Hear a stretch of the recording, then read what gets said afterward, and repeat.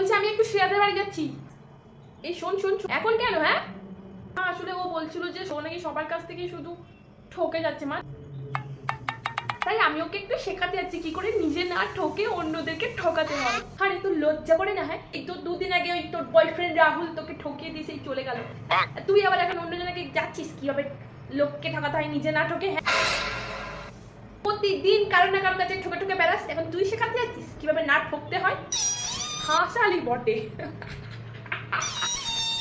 কিরে আজকে ফুচকা কাকু এলো, ফুচকা খেতে গেলি না তো? তুই তো কোনোদিনও না ফুচকা খাওয়াস না, যেদিন ওই ফুচকা কাকু আসে ওই কাকুটার কাছে। আর আমি কোনোদিনও ফুচকা খাবো না, ও না ভালো করে আলুর ফিলিংই দেয় না, এতটুকু আলু দেয়। ফুচকাকে আশায় মেটাম ভালোই লাগে না ওর কাছে, আর ফুচকা আমি কোনোদিনও খাবো না। সেহেতু তোর এক্সেরও তোর প্রতি কোনো ফিলিং ছিল না, কিন্তু তুই কি তাকে ছেড়ে দিয়েছিলিস যে ফুচকা ছেড়ে দিচ্ছিস খাওয়া?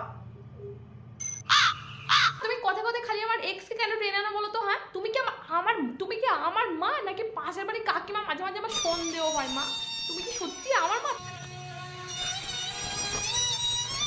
ভালো লাগে না।